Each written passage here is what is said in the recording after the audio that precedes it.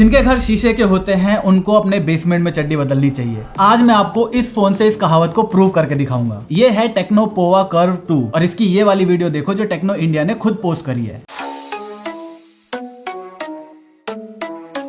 जिसको ये म्यूजिक पता है वो जानते हैं कि इसमें क्या प्रॉब्लम है, और ये तो करा चलो ठीक है, उसके ऊपर ये साउंड इफेक्ट सुनो।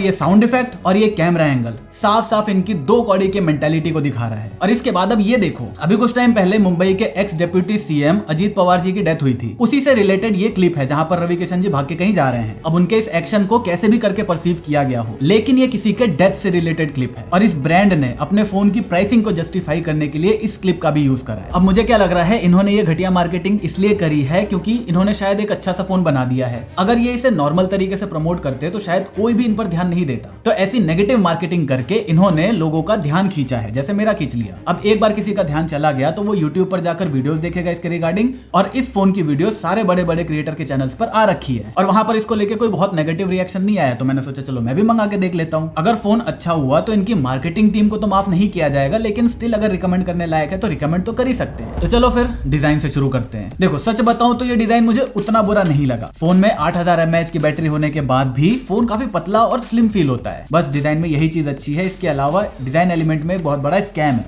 और हाँ मैं स्कैम वर्ड ही यूज करूंगा। तुमको ये कैमरा मॉड्यूल दिख रहा है, नॉर्मल इंसान को लगेगा इसके अंदर 3 कैमरा सेंसर्स हैं, लेकिन असल में ये सिर्फ एक सिंगल कैमरा वाला फोन है। हाँ इसमें से ये वाला जो है वो 2 मेगापिक्सल का डेप्थ सेंसर है, लेकिन लिटरली इसका कोई भी यूज नहीं है। मैंने 50-50 फोटो खींची, एक बार दोनों कैमरा को खोल के, एक बार एक कैमरा को ढक के। इन फोटोज को देखो, लिटरली आपको एक पैसे का भी अंतर फील नहीं होगा। लेकिन चलो फिर भी दिखाने के लिए एटलीस्ट इसके नीचे एक सेंसर तो दे रखा है। ये जो तीसरा वाला मॉड्यूल है इसके अंदर तो कोई सेंसर ही नहीं है। ये तो साफ साफ स्कैम करने वाली बात हो गई ना। और इसके अलावा इनके डब्बे पर देखो 256 GB की स्टोरेज और 16 GB की रैम। अब यहाँ पर छोटा सा 8 GB वर्चुअल रैम लिखा हुआ है, लेकिन वो मैं और आप ही तो देख पाओगे। कोई नॉर्मल इंसान तो इसे 16 GB रैम के जैसा खरीद लेगा। अब इनकी गवारपंता देखो, इन्होंने मॉक करा है नथिंग को, जो एक्चुअली में अपने फोन की ट्रांसपेरेंसी को एज ए डिजाइन लैंग्वेज की तरह यूज करता है, और खुद काम करा है एक स्टिकर लगा के। इसके अलावा डिजाइन में मेरे पास और कुछ बोलने के लिए है नहीं। अब मैं बात करना चाहूंगा सीधा इसकी बैटरी के ऊपर, क्योंकि हर जगह ये लोग अपनी बैटरी को प्रमोट कर रहे हैं। ये जो हनी सिंह वाला गाना यूज करा है, यहाँ पर भी ये लोग ये दिखाना चाहते हैं कि ये फोन खुद तो चलता ही है और दूसरे फोन को भी चार्ज कर सकता है। लेकिन अगर इस लॉजिक से जाएं तो इसके भी पीछे किसी और को होना चाहिए था। वो है Realme का P4 पावर, क्योंकि उसमें तो 10,001 mAh की बैटरी आती है। लेकिन चलो वहां पर नहीं जाते। इस फोन के अंदर 8000 mAh की बैटरी है ना। ये है iQOO Z10, इसके अंदर 7300 mAh की बैटरी है। ये फोन 8 महीने पुराना है, तो मतलब फोन भी पुराना है, बैटरी कैपेसिटी भी कम है। तो मैंने इन दोनों की बैटरी को साइड बाय साइड टेस्ट करा। ये रहा रिजल्ट। अगर फोन पर लाइट काम करा जाए तो दोनों फोन ऑलमोस्ट एक जैसा परफॉर्म कर रहे हैं। याद रहे iQOO 8 महीने पुराना है और बैटरी कैपेसिटी भी कम है, फिर भी ऑलमोस्ट सेम परफॉर्म हो रहा है। और जब हम थोड़े हैवी टास्क पर जाते हैं तो इक्का दुक्का टास्क में iQOO जीत जा रहा है। तो टेक्नो वालों क्या है ये, iQOO जीत गया तुमसे, मतलब अब ये प्रमोट कर सकता है कि ले मुझ गया तेरी 8000 mAh की बैटरी पे, लेकिन ये ऐसा करेंगे नहीं। यही डिफरेंस होता है एक बुरे ब्रांड में और एक अच्छे ब्रांड में। अब इनकी नेक्स्ट वीडियो देखो, ये भी इन्हीं के पेज पर डली है। इन्होंने नथिंग फोन लिए और उसके ऊपर बहुत सारे कैमराज लगा दिए, ये दिखाने के लिए कि शायद उसके अंदर कैमरा ज्यादा होता है लेकिन क्वालिटी नहीं आती। तो चलो एक बार इनके कैमरा की क्वालिटी देखते हैं। अब इसमें कोई अल्ट्रा वाइड वगैरह तो है नहीं, जो है वो एक मेन कैमरा है। ये रहे इसके मेन कैमरास की फोटोज। मैं इन सारे फोटोज को गूगल ड्राइव में डाल के इनकी लिंक नीचे डिस्क्रिप्शन में डाल दूंगा, आप लोग खुद डाउनलोड करो और देखो। 2-4 फोटोज को छोड़कर मुझे इनकी फोटोज में डिटेल्स ढूंढ के दिखा देना। लेकिन हाँ, सरप्राइजिंगली HDR को काफी अच्छे से मैनेज कर रहा है जस्ट इन फोटोज, क्योंकि वीडियोस की बात आए है मत ही पूछो तो बेटर है। कहा ना मत ही पूछो, नहीं मान रहे तो देख लो। पहली बात, इस फोन के अंदर आपको 2K 30 FPS का ऑप्शन मिल जाता है, जो सेगमेंट में दूसरा कोई फोन नहीं देता, क्योंकि बाकी सब में या तो 4K 30 या 4K 60 FPS का ऑप्शन है। उसके बाद ये रिजल्ट देख लो, अगर 2K 30 FPS पे शूट कर लिया और थोड़ा बहुत भी चल दिए तो स्टेबलाइजेशन वो क्या होती है, ऐसी तो कोई चीज ही नहीं होती। फिर 1080p 60 FPS में भी ये स्टेबलाइज नहीं होता। 1080p 30 FPS में जाकर आपको थोड़ी बहुत स्टेबलाइजेशन दिखती है। इसके बाद ये फ्रंट कैमरा की वीडियो देख लो।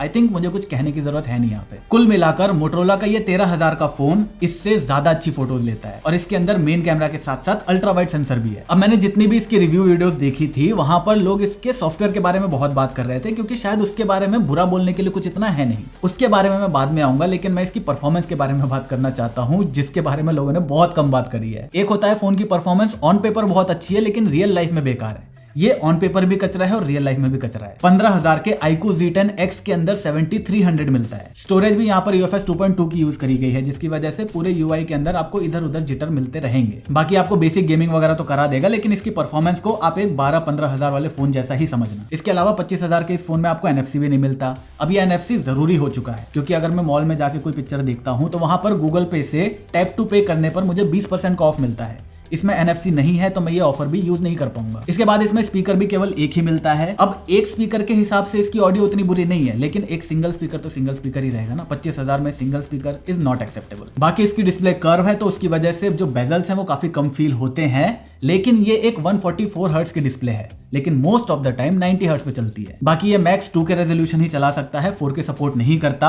2K के अंदर भी HDR को ये सपोर्ट नहीं करता। बाकी कहने को इसके अंदर 4500 निट्स की ब्राइटनेस है, लेकिन आउटडोर में मैं इसे OnePlus Nord CE5 के साथ कंपेयर करता हूं तो Nord CE5 इससे काफी ब्राइट है। बाकी 5G के बैंड्स आपको अच्छे खासे मिल जाएंगे, लेकिन Wi-Fi 5 ही मिलता है, जबकि 20,000 से नीचे के कई फोन्स में आपको Wi-Fi 6 मिलने लगा है। इसके अलावा इस फोन का हैप्टिक्स इतना बुरा नहीं है, लेकिन उसका ऑप्टिमाइजेशन बहुत बुरा है। अगर मैं नॉर्मल काम करूंगा तो अच्छा फील होता है, लेकिन अगर मैं कुछ टाइप करने लगूंगा तो ये फीलिंग बहुत बुरी हो जाती है। तो ओवरऑल परफॉर्मेंस खराब है और बाकी सारी चीजें भी कोई बहुत अच्छी है नहीं। अब बात करते हैं इसके सॉफ्टवेयर की, जहां पर बहुत सारे लोगों ने बातें करी हैं। देखो, फीचर वाइज फोन के अंदर बहुत कुछ है, AI के भी काफी सारे काम आप इसमें कर सकते हो, लेकिन ये सॉफ्टवेयर एक अनफिनिश्ड सॉफ्टवेयर है। सबसे पहली चीज एनिमेशन देख लो। 10,000 का फोन भी ऐप को जहां से खुलता है वहीं पर क्लोज करता है। इस 25,000 के फोन के अंदर एनिमेशन ही नहीं है। बाकी ये एक लौता फोन है जिसमें आप लॉक स्क्रीन के साथ साथ ऐसा डेप्थ इफेक्ट होम स्क्रीन पर भी बना सकते हो, लेकिन वो भी ऑन पेपर अच्छा है, उसके इंप्लीमेंटेशन में कमियां हैं। लॉक स्क्रीन से जब आप होम स्क्रीन पर जाते हो तो इफेक्ट के अप्लाई होने में टाइम लगता है। इसके बाद ये लॉक स्क्रीन देखो, यहाँ पर ये टाइम का टेक्स्ट फ्रॉस्टेड में दिख रहा है, लेकिन अप्लाई करने पे ये नॉर्मल हो जाता है। इसमें बहुत सारे फीचर वैसे तो दे रखे हैं, काम के हैं नहीं है वो अलग बात है,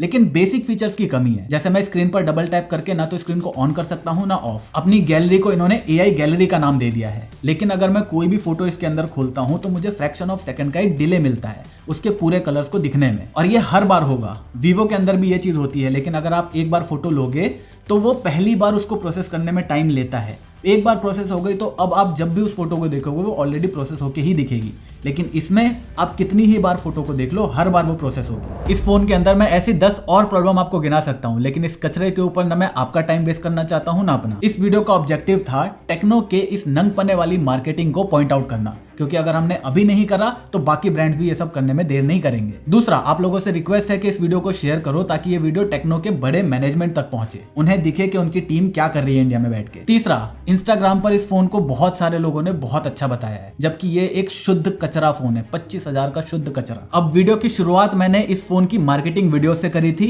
एंड भी इनकी मार्केटिंग वीडियो से ही करते हैं। इनकी ये वीडियो मेरे फीड में है, जहां पर इनका बंदा जाके लोगों से पूछ रहा है कि उनके हाथ में कितने का फोन है और उनके बैंक अकाउंट में कितने पैसे हैं। तो सबका वही जवाब था जो सच है, हाथ में 1-1.5 लाख रुपए का फोन है और अकाउंट में 5-7 हजार रुपए। लेकिन इन्होंने एक अच्छा ज्ञान देने के लिए एक लड़की से झूठ बुलवाया।